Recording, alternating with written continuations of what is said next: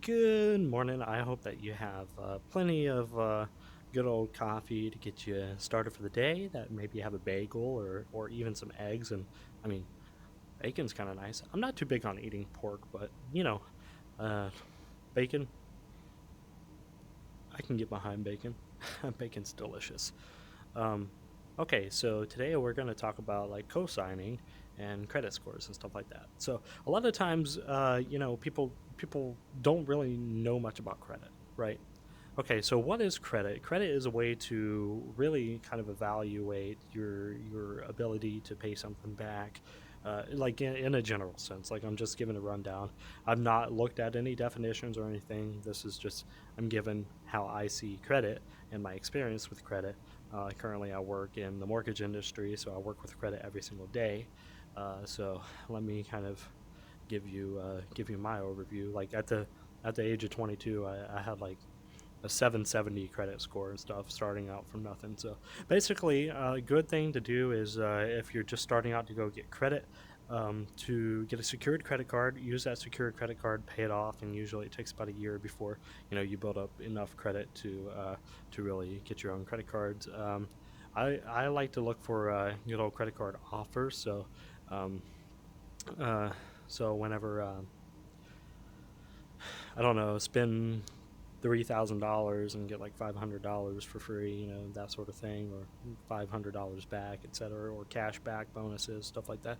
I always use a cash back card because it really does help me, and I can spend 3 grand pretty easily over 90 days, like on bills or necessities, stuff like that.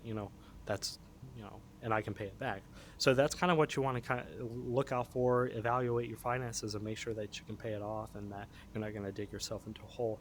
But the whole thing is, you're going to continue to build up your credit over time. You don't want too many inquiries on your report, but you also want to make sure that you have a good amount of credit line open. So whenever you first begin, you might want to open up like a good old Discover card, and then maybe PayPal credit, and that's it. Boom, and you're fine. You may want to get a car loan. And that's also going to be evaluated on your credit and stuff like that, and you'll be able to pay that off, which is good. So, um, anyways, so you wanna treat your credit score as something precious. It's going to help you with loans. It's going to help you get more credit line. It's going to help you in job applications actually too, because a lot of times financial institutions, etc., will pull your credit score, and that's kind of a basis and justification for um, how responsible you are, and they take that into account a lot of times. So. Uh, be mindful of that tidbit. So build up that credit, slowly. Secure a credit card, go through a couple credit lines, and then over the years, just like open 2 or 3 credit lines as you go. Credit lines, I mean like credit cards. You can pull out a mortgage or a car loan if you have to. That's good. So on the topic of your credit score being sacred, basically, don't co-sign with anybody. I'm gonna just tell you that. Do not co-sign on someone's car loan. Do not co-sign on someone's mortgage. Especially if you have no ownership of it. Just don't do that, because what happens is a lot of times if someone needs a co-signer, usually there's a problem. They have a problem with their credit, or they're not credit worthy enough, and that should just tell you something there. Sometimes, like if it's for a child and parent relationship, that's a little bit different, or even like a spousal relationship, that's a little bit different. You might want to co-sign there. But as far as like co-signing with friends, or people that you think are your friends, or strangers, or someone incentivizing you to co-sign with them, don't do it. Don't. No. No, no, no, no. That's going to get you in trouble. it's going to What's going to happen 90% of the time is they're not going to make their payments on their car. It's going to be on you. It's going to wreck both of y'all's credit, and then also like the car's going to get repoed, and y'all both are like seeing bad things reported on your credit. Jeez, just don't co-sign. Just don't co-sign. Another thing about credit scores is there's like multiple credit bureaus. There's like let's say 3 of the major ones, like Equifax is one of them, I think, and then like there's 2 other.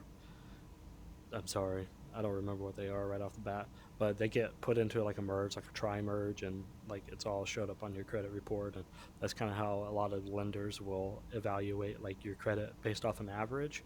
So you want to make sure that also you're kind of paying attention. You can get a free credit report every single year. You just got to Google it, and like the government, I think, will provide it for you or something.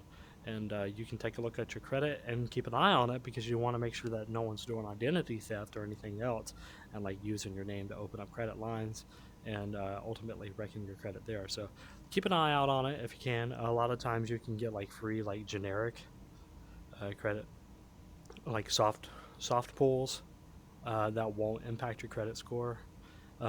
Honestly, inquiries only make up like what, like 5 to 10% of your credit score. So even if you do have a lot of inquiries, I wouldn't worry too much about it. But I would advise you not to, pull more than maybe 3 or 4 inquiries a year if you can handle that. Because I think they fall off. They either fall off every year. Yeah, they fall off every year. So the inquiries will go off after a year. So if you're in that like 4 inquiry cycle, you should be good. Obviously, you want to make on-time payments all the time, and that's going to be a big part of it, and things of that nature. So, yeah, my advice is watch your credit score. Be sure to build up credit a little bit over time. Don't try to take too much all at once, because that may actually negatively impact your credit. It's like this little gentle dance that you have to do with your credit. So don't cosign. Don't cosign unless it's underneath like very, very sure and specific circumstances. Like I said, parent, child, like buying your teenager their first car and co-signing with them in order to get it, and then like you guys work that out and stuff like that. But don't just willy-nilly go and co-sign with someone. No, that's not good. um, Anyways, that's my spill on credit. I love you guys. Have a great day. Mwah.